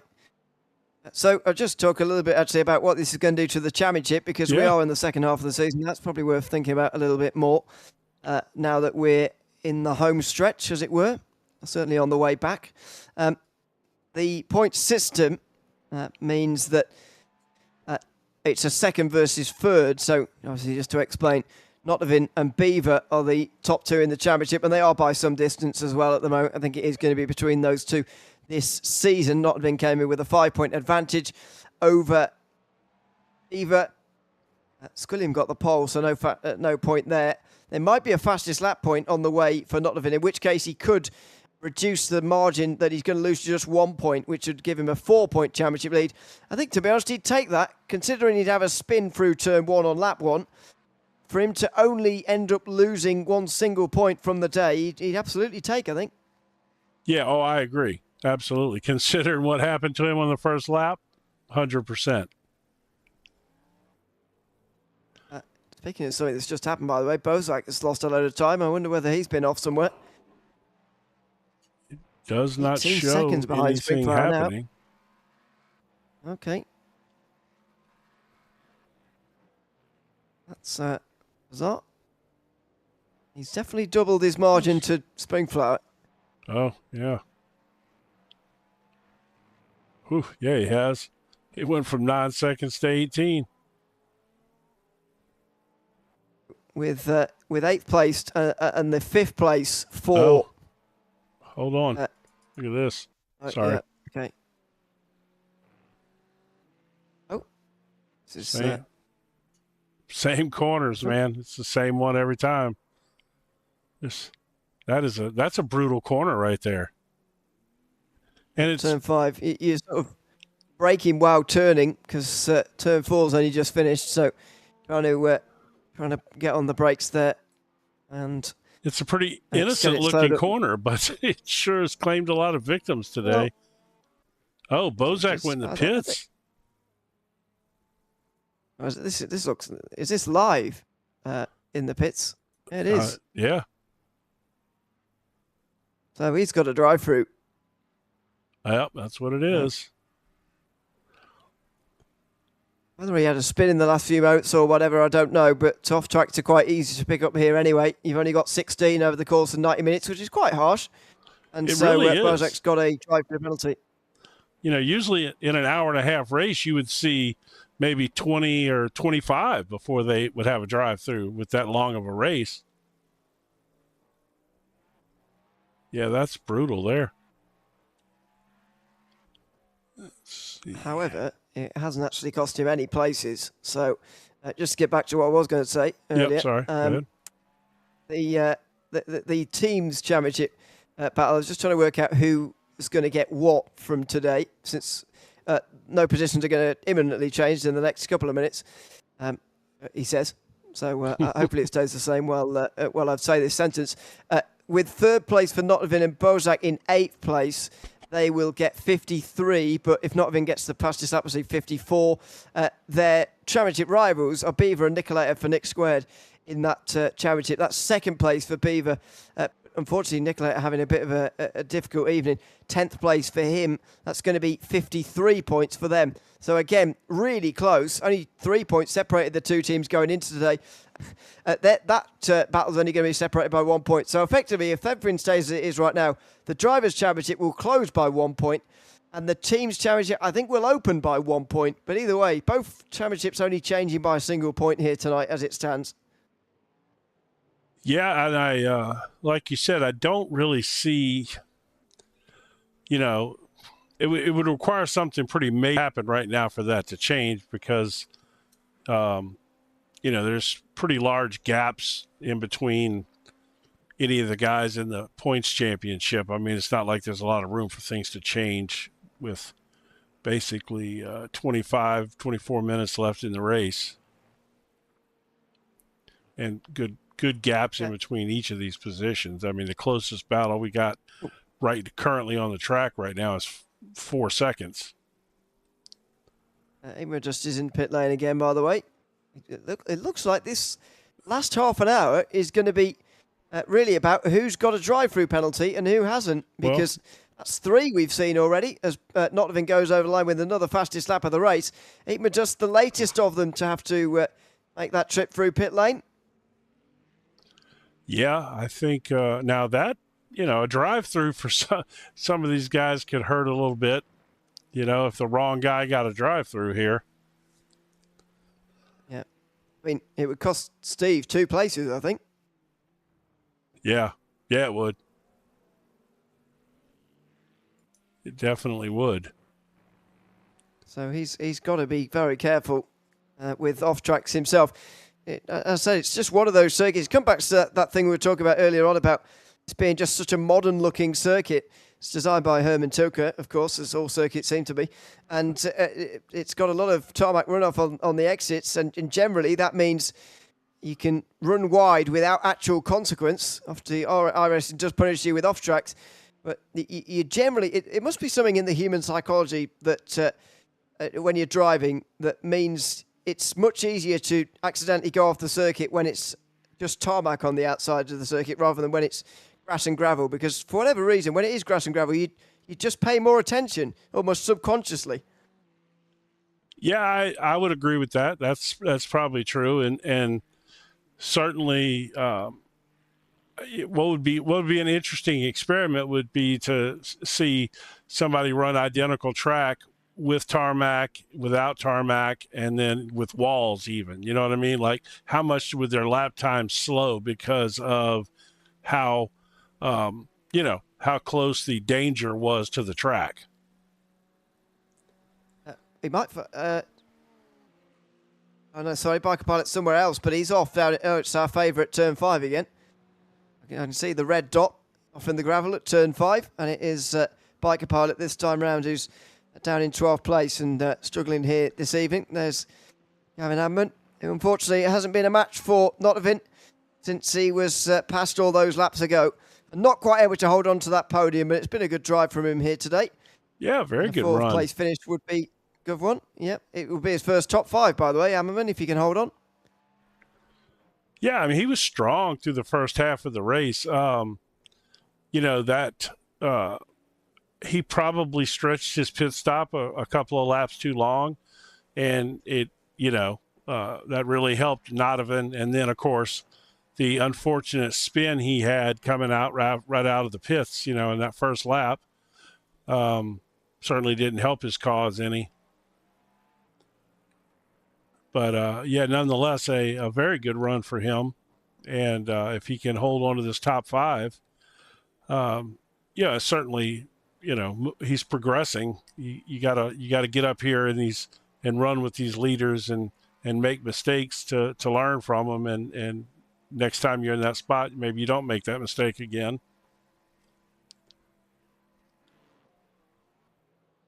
Well, it's all a learning experience getting towards the end of the season now. We'll be back, by the way, with this series again in 2 weeks' time on the 30th of April. Same time, same place, of course. JPB YouTube channel. That will be from Spa. You mentioned earlier about we haven't run laps to sort of do a bit of learning ourselves. I know that I'm going to start to do that a little bit before these broadcasts because I'm going to be getting back to racing again, hopefully by the time this next race. Anyway, although, having said that, there's not many unknowns about GTP at Spa no, we can really learn. Not a lot. Same for Sebring 2 weeks after that. That's on the 14th of May. We're in 2 week periods now, by the way, to the end of the season. So Spa in 2 weeks. A fortnight after that will be Sebring. Then the final round at Motegi, which will be a fortnight after that. So maybe we'll be able to drive some laps and learn a bit of a something before that race. That's a 2-hour race, by the way, with an earlier start time for our season finale and more points on the line as well. So make sure you join us for that as well at the end of May. But there's not much learning to be done at Spa and Sebring. That's be a relief to some after this round here today. Probably so, man. I was probably going to be a lot of hurt feelings when they leave here. This is an ego crusher here. It'll sure mess your day up. Apparently, I really want to grab one of these cars now and go drive this track just to see how tough it is because it just looks brutal. Yeah, I think very is the answer you're going to find. It's very, very difficult indeed. I think another one of the problems as well, we spoke about cold tyres for days here today, but also the fact that these GTPs, I mean, in my experience anyway, I find these GTPs pretty horrific at slow speed, to be honest. When you're at medium and high speed, they are delightful sometimes. But at slow speed, I find them almost always pretty horrific, especially the Cadillac, which I've been driving most. Really, really hard. And maybe it's part of why Nottavin's been... now he's up to speed actually quite nicely, and he was setting the fastest lap of the race. I think Squilliam's just taken that off him in the last few moments. But took him a real long time to get going here, Nottavin today. And maybe that's got something to do with it, the real slow speed difficulties that Cadillac has. But in the same way, all of these GTPs have. And Nicoletta struggles with turn 5 again. How many times has he been off right there? At least 3, right? Yeah. At least 3 times right there. That corner is brutal. It's pretty grim. Yeah, He's not been enjoying it. That's for sure. Yeah, I think you're right. He might have gotten a little damage in that early incident, but I think you're right. It's just not comfortable with this track. I think that there'll be a lot of guys walk away from this saying, I'd rather not race there again, not in these cars. Yep. I think that's probably right. I wonder if, our attendance is a little bit lower than normal, I wonder if that might have something to do with it too. Maybe a lot of people don't own this track. Yep. I didn't own it. I had to buy it to broadcast it tonight. because I didn't own it. So I imagine there's probably a lot of people that maybe they're like, I don't own the track. I don't know the track. I'm just going to skip this week. I'm not contending for the top couple spots in the points. It's not going to kill me to skip a week. Yeah. And we've seen a couple of drivers actually miss rounds for the first time tonight as well. Urko, unfortunately, not here today for the first time. Charlie Gasell as well, not here. So, a couple of non-appearances for the first time this season, which is a shame for those guys. But I think probably plays into what you were saying about the lack of people owning this circuit or indeed liking it as well. In these cars might have played a role. Springflower is catching Jason Winooki here to the end. We might well get some late drama in the last 15 minutes as we're getting towards the finish here. Oh. Maybe lap traffic's playing a role. That's Ryan Schwab coming into pit lane. Oh, okay. That must be a drive-through, I guess. Just for the heck of it, we'll peek in real quick. No, he's going to pit, so it's not a drive-through.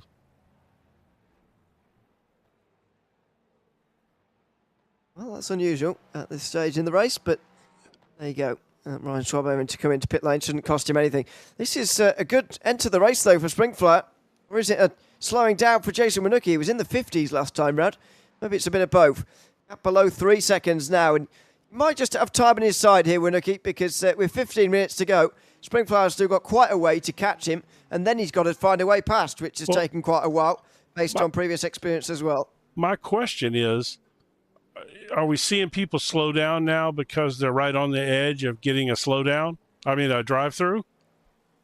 And, maybe, so all of a sudden you're sitting at 15 or 16, or no, 16 is the number. So you're sitting at 14 or 15 and, you slow down a little bit so that you don't pick that up and have to do a drive-through, which would cost you the position. That may be what's happening potentially. Because I would venture to say there's probably not many people in this field that aren't at least into the double digits. I would say probably almost everyone in this field is in the double digits as far as off-track points go. It's hard for me to say, actually, without having driven it myself, but it does seem like it would be a circuit that's probably true for. Based on what we've seen so far tonight. Don't forget, the off-tracks don't only trigger when you gain an advantage per se. It is literally when you just go off the circuit. So, right. Even making that amount of small mistakes that would send you off the circuit would be is absolutely possible over the course of an hour and a half. So, there may well be people who are just sat at that 14, 15, hoping that there's no more before the end. Like what he just did right there, his tires... His left side tires were on the white line. So if you just go an inch or two, couple inches more, and it's an off track, you know what I mean? It's so, and some circuits are much tougher with off tracks than others too. Like some of them have plenty of runoff area and they don't really count it against you. Other ones are brutally tough. So I don't know. It's just a theory because like you said, he did slow, although his last lap was a 149 flat, so that's not bad. Well, it's back up to speed. It's two possibilities, really. Is it struggling towards the end just with fatigue and normal racing things like tyre wear and getting towards the end of a long race, or is it actually the off-tracks that are starting to rear their head towards the end here? It's difficult to say, but that wasn't a bad lap time from Winooki last time round at all. Having said that, Springflower still caught anyway. 2.4 seconds is the margin, so Springflower certainly going quickly. It's actually Simply Steve who was caught out the three of them last time round, although with 6.5 seconds and only 12 minutes to go, he should be fine. That's quite wide. He'll be fine, though, as Springflower makes his way in as well. 2.2 seconds. We'll just monitor the lap times as they come over here. Another 48 from Springflower. Might even set a personal best this time round. He's getting quite close to that now on the lower fuel. Goes over the line. No, back into the 49s, but he did gain 4 temps.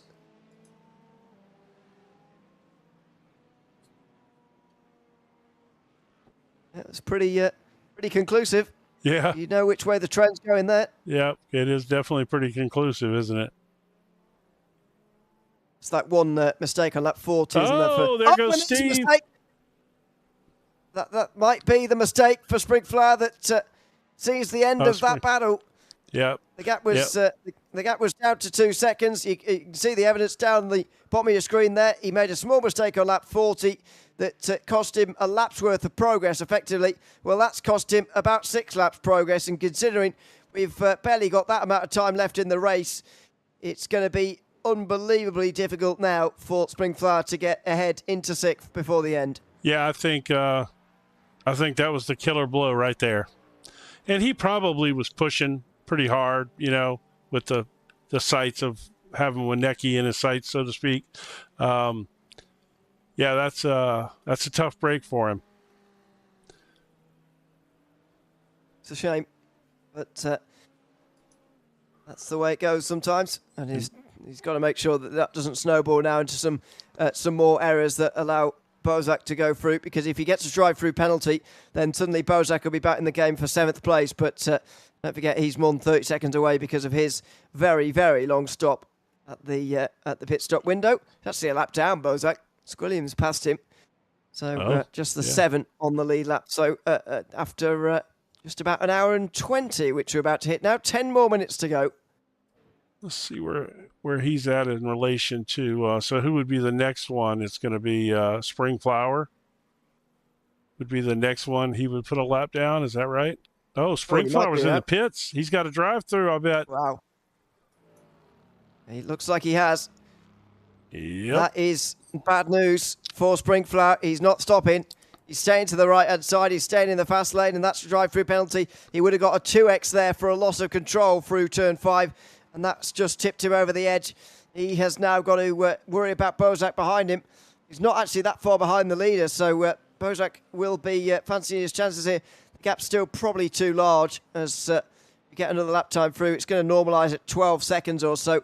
Yeah, Still, looks like it. It's going to keep going down. It's probably too big, but it's just enough to put the doubt in the mind of Springflower now. The next drive-through, only 8x away, so that's not too many when you're under pressure. No, it's not. And this, yeah, we talked about off-tracks counting as one as you drift off a little bit, but every one of those little spins that like Nicolators had, those are 2-point incidents every time. So those add up quick. Yeah. Only 8 spins. That's before you've had any off tracks at all, which is probably what you're going to have managed to rack up as well over the course of those couple of spins. So we'll have a look at Squilliam in the meantime. We haven't seen very much of him today because he's not been near anybody, but it's been a pretty expert drive from Squilliam. As I mentioned, he's competing for our Sprint Series Championship, which will be back in action next week, by the way. Live on the JP YouTube channel, as always. We'll be coming to you from Phillip Island next week. Oh. Which is a very interesting circuit to go to, so looking forward to that one. 23rd of April. That's another one, though. Continue on with the Sprint Series. Well, they pick a lot of hard-to-pass tracks, don't they? That's another one that's tough to pass, man. Yeah. I think in this series we've got a couple of tracks that will be a bit easier now. But, yeah, in the Sprint Series, it doesn't get much easier. Phillip Island, then Hockenheim, which will be okay, but not glaringly easy. Although in these cars maybe it is slightly on the easier side. And then Alton Park, which certainly isn't easy, to round out the season in the Sprint Series. That'll be on the 21st of May, 1 week before we have our championship finale for this championship as well. Yeah, that's an interesting end to the sprint season, isn't it? And then, I love Spa for these guys. I know it's probably overused, and but I'm a big Spa fan, so I love the fact that they're going to Spa. And I'm a big Sebring fan. That was my very first sports car race I ever attended in person. You ready for this, Mr. Youngster? All right. Okay. my first sports car race was I believe it was the 1989 12 Hours of Sebring. I'm not saying anything. Yeah, I know. It's okay. I'm old. I know it.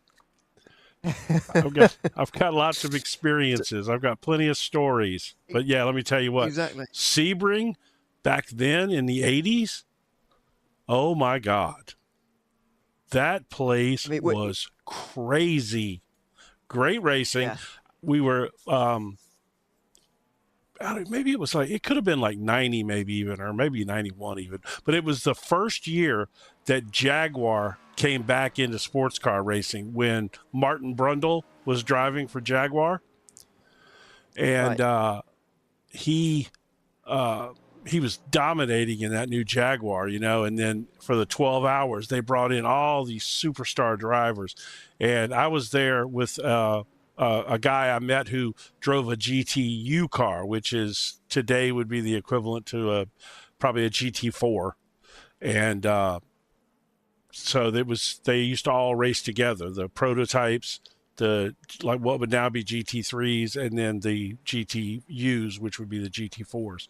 And we were pitted right next to the Jaguar guys. So it was Martin Brundle, and you probably don't know, Danny Sullivan. There were so many phenomenal drivers in that team. And then the Nissans were pitted in the where we were parked in the paddock area. We were parked right next to the Nissan GTP, the same one that they race on iRacing now. And it was so much fun. What an experience. I've just I was having a Google there, by the way, while you were talking. 1990, I think. 90, okay. Started the Jaguar. So there you go. Yeah. So was, man, what a And like I said, I literally, this guy had a race car parked on a trailer in front of his house, and I knocked on his door, and I said, "I see you're into racing. I'm a big sports car fan." And we got to talking, and he's like, "Yeah, I'm going to race Sebring, in a couple of months. Do you want to come?" And so I tagged along. Easy as that. Yeah.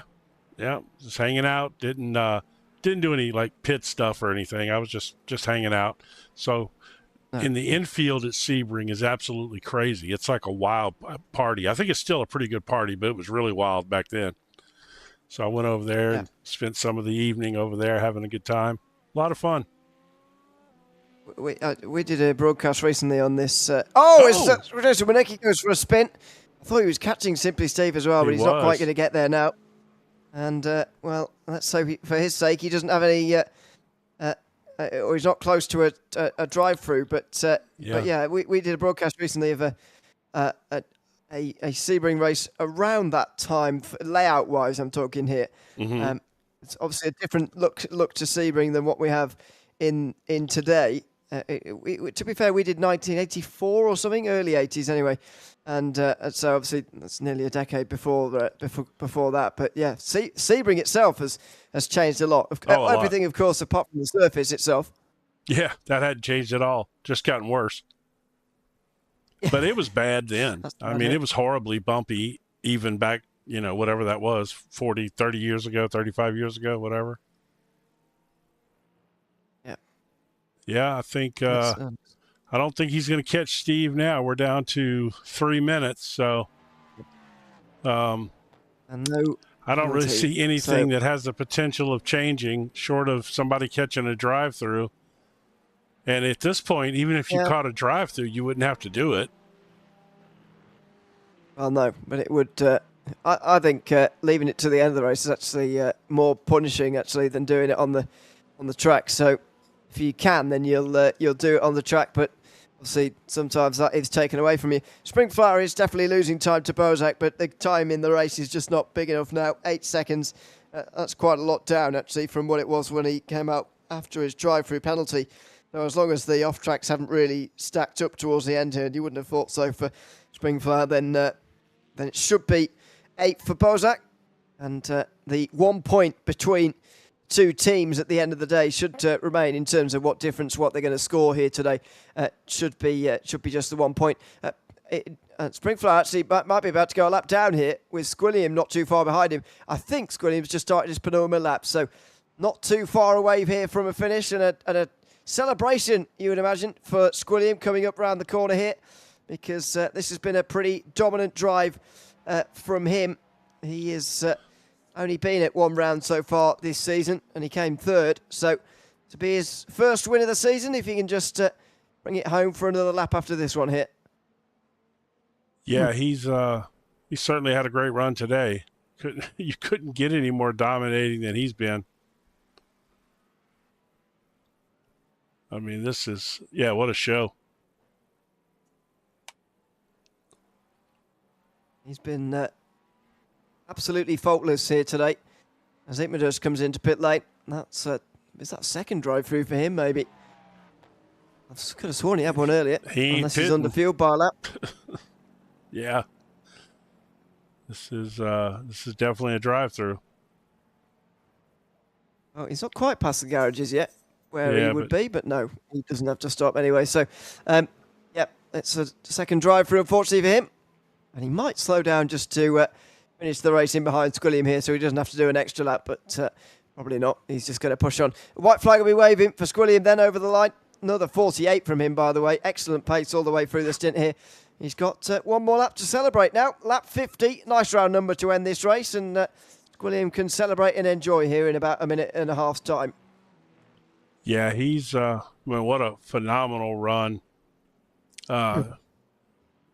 Donovan had a really great run today. You know, considering what happened to him early on in the race. Well, I have to give you credit. You called it. You literally said that you thought he could get back to third, but that would be it. And you were 100% correct. And I doubted you there. I wanted to. I knew, like I said, in my head, I knew you were right, but in my heart, I just felt like, you know, he could have had a little more in him. But you were 100% correct. Yeah, just felt the pace of the front two was going to be too much for Nottingham in the end, considering the head start he gave them, which is effectively what it was. He did give them a nice head start. Yeah, a huge head start. And, well, I'm not saying that Squilliam wouldn't have won anyway, but nevertheless, it certainly helped him along the way. He's actually just going out of turn 15 at the moment. He's about to put Springflower, I think, one lap down, or maybe somebody else. I think it's somebody else, but we'll see whether he actually has to do that at all here, because the time has now run out here. 50 laps are going to be complete. It's been a great pace from Squilliam here tonight. And he is going to take his first race win in the Endurance Series this season. Nottingham and Beaver have traded 2 race wins each, but for the first time this season, they're going to have to share the limelight with somebody else. And it's Squilliam, only making his second appearance of the season so far, comes over the line and wins here at Aragon. The second half of the season gets underway brilliantly for Squilliam in the J2iCS Endurance Series here in the GTPs. That was a dominant drive, absolutely faultless. Squilliam didn't do a single thing wrong, and he's taken the race win by over 20 seconds in the end from Beaver, who will extend, or close rather, the championship margin to Nottingham. Since Nottingham's fastest lap has been taken away from him, I think it will be just 3 points heading into the next round. But for him to limit the damage to a loss of 2 will be a pretty successful day for Nottingham all in all.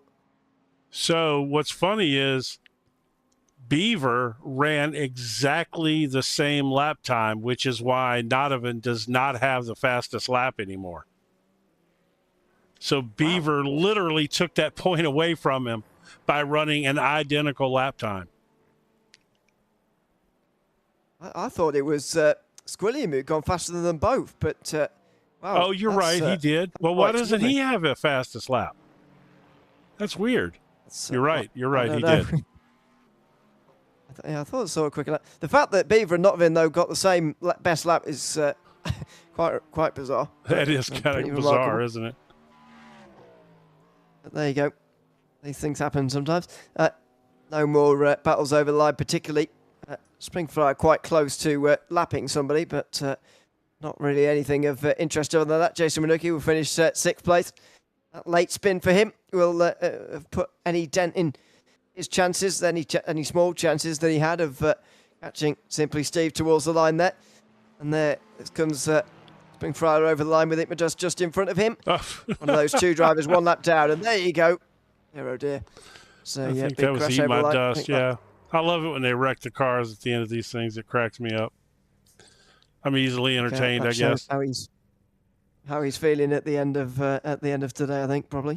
It was just not his best day, but either way, still a top 10. Let's have a look at the race results at the end of 90 minutes of racing then, before we to interviews tonight. We'll have a chat to the top 3 drivers quickly before we sign off here this evening. It is Squilliam who's taken the race win ahead of Beaver, just over 20 seconds. The gap at the line. Beaver gains 2 points on Nottingham, who loses out in the championship but does retain his lead. Gavin Amman finishes 4th for Simply Steve in the top 5. Jason Winicki was closing on him towards the end but spun and so finishes 6th for Springflower, who holds on from Bozak, who actually went a lap down at the end. Eberdust was also a lap down. Nicolette was 2 down. Wine Schwab 3 down. Bike Pilot 4 down for the end of that race, but everybody did get to the finish line, which is the main thing at the end. Let's have a chat to the drivers then, starting with Squilliam, who has won here tonight. Congratulations, Squilliam, on the race win here. You're only your 2nd race this season, and you've got off to a very good start. How did you find this evening at Aragon? That was really tough, not gonna lie. The car, all of these corners are the speed that the car is the hardest to drive at, and especially on cold tires. Can't say that's the most fun combination I've ever done, but it was interesting for sure. There was some fun fuel strategy as well that you can kind of play with. So, yeah, it was fine. I've got to say, you made it look very easy, even though I'm sure it wasn't from actually inside the car. How was it staying motivated and concentrated throughout all of that race? Because as far as I can remember, you didn't have to battle with anyone at any stage. It was just you on your own. How did you stay concentrated throughout? Yeah, I mean, if anything, I think not having somebody on my tail or in front of me to chase helps me concentrate a little bit more and just really focus on what I'm doing. So I think, if anything, that helped me to not have everybody around me. I feel like I can lock in pretty easily when I'm on my own. It's when I'm focusing on, pushing the car to its limit to pass somebody or stay in front of somebody where I think it's easy to make mistakes. That's interesting. Mine wanders all over the place when I'm on my own. Anyway, I guess each to their own. Well, congratulations on the win, Scream, nevertheless. Is there anybody you'd like to give a shout out to before we let you go? Yeah, of course. Always a big shout out to my girlfriend, Haley. She always watches and cheers me on from afar. And shout out to my teammate, Spook Dubs. He had a really, really good race today. He finished 4th, which I'm pretty sure is his highest finish this season. So good on him for racing hard out there. It was indeed. Congratulations to the both of you, and especially yourself for taking the race win. And thanks for chatting to us after the race as well. Of course. Thanks very much. That is Squilliam, who's won here tonight from the Aragon circuit. Let's have a chat to Beaver now, who has finished in 2nd place tonight. Beaver, congratulations on that result. 2 points gained in the championship. How pleased are you with tonight's performance? I would say I'm moderately pleased. A 2nd's very nice. I just wish the racing was closer. I don't know. I feel like the setup was there, but the driver couldn't make it work. There were laps where I could really put it together, but I just couldn't do it consistently. I mean, I think the fastest lap from across the board does maybe play into that as well. How difficult was that consistency to find on a circuit which, I don't think there's any debate about, does not suit these cars in many ways? Right. I think I blanked on the question, and my brain is just so fried. But I will say that getting the power down was so difficult. The traction control was activating through 5th and 6th gears sometime. The sweeper. There's no straight braking zone here, except like the long straightaway and maybe turn 1. And so that adds to the challenge. And then I think we're still getting used to this new tire. With the GTP, and I don't know what it is with this track, but it's just so sensitive to heat. And I knew that pretty quick, but there were times I'd get on the throttle too fast, and the temperature reading on the dash would skyrocket, and then the rest of the lap is kind of shot from there. I'll stop talking and let you move on to your next question. Sorry. No, that's all right. You pretty much answered it anyway, so okay, that's perfect. good. Well, congratulations on finishing 2nd, nevertheless. Is there anybody you'd like to shout out before we let you go? Yeah, congratulations, Squilliam, for the win. I'd also like to congratulate Nicolator for the high score of incidents Maybe. Well, what did he get? Oh no, he tied high score with Eat My Dust. So Nicolator, Eat My Dust. They both got 31. Good job, guys. Biker Pilot, the close second at 29. 31. Nick. I think he almost had a third drive-through. Poor guy. And then Yikes. I also shout out to my lovely girlfriend. I don't know if she watched, but I can see her doing laundry over there. And then thank you guys for putting on a show. I really appreciate you guys with the patience. I'm sure it wasn't very exciting to watch. So thanks for putting up with us. No, I quite enjoyed it, to be honest. Even though it certainly wasn't battles all the time, all over the place, as I'm sure you can appreciate. But no, it was a decent race considering the combination that certainly made it very difficult. Congratulations on finishing second again, and thanks for chatting to us as well. All right, thanks so much, guys. Have a great night. Thanks very much. That's Beaver second place here tonight at Aragon, and Notovin finishing in third place. Congratulations, Notovin, on rescuing a podium here tonight. Let's start at the start of the race, where things unfortunately didn't get off to the best start for yourself. It's a testament to these cold tyres that we've been talking about in the broadcast pretty much all day about these tyres, the new tyre model. How much of a role was that new tyre model? How difficult was that opening lap and then having to do it again out the pit lane again as well?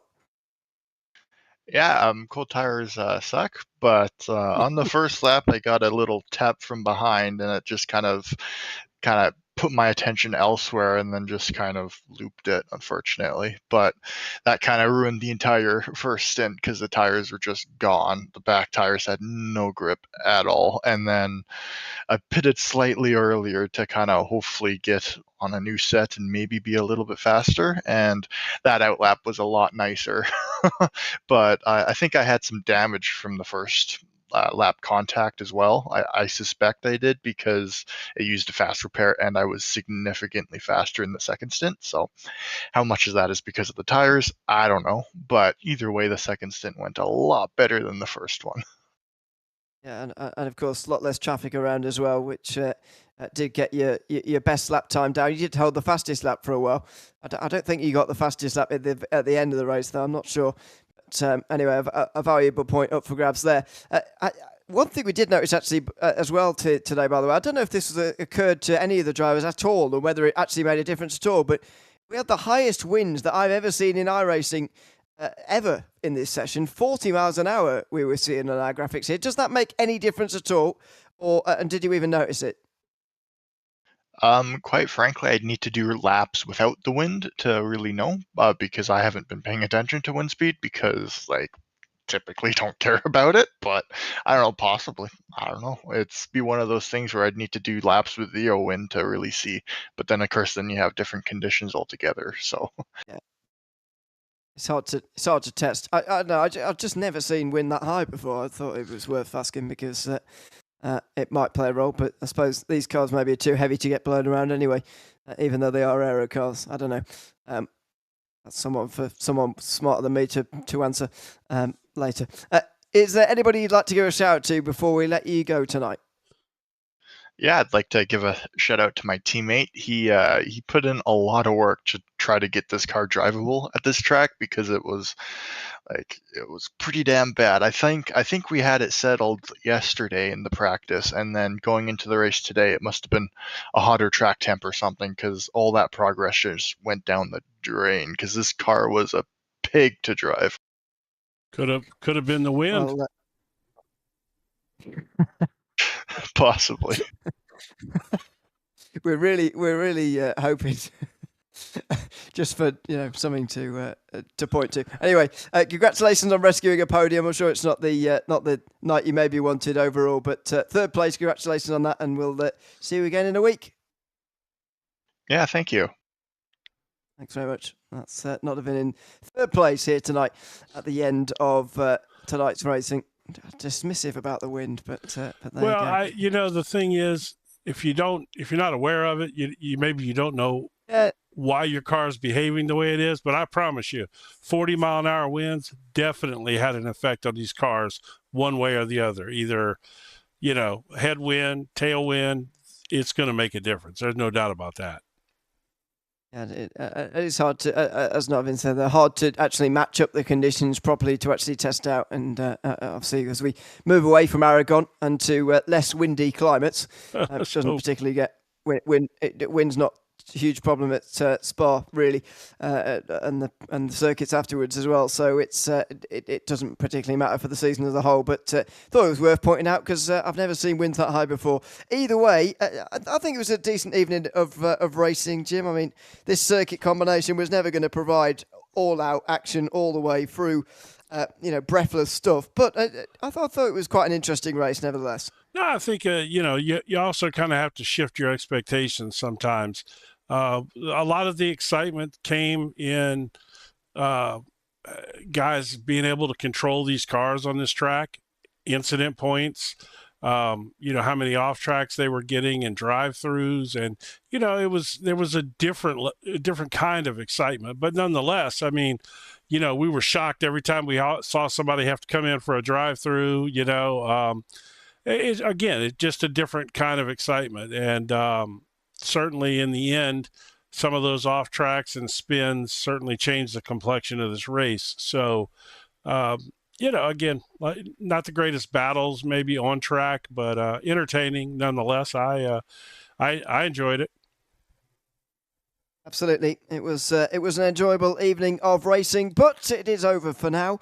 We'll be back in 2 weeks with the next instalment of the Endurance Series from Spa, as we've mentioned. Between now and then, though, J2iCS Racing is back again with a sprint series from Phillip Island in 1 week's time. That will be live, same time, same place, with the first of 2 races kicking off from 10 p.m. Eastern, which is, 7 p.m. on the West Coast. So make sure you join us for that wherever you are in the world next week. For now, though, I've been Ewan O'Leary alongside Jim Cunningham here tonight from the J2iCS Endurance Series here from Aragon. We'll be back with this series again in 2 weeks from Spa. It's goodbye for now.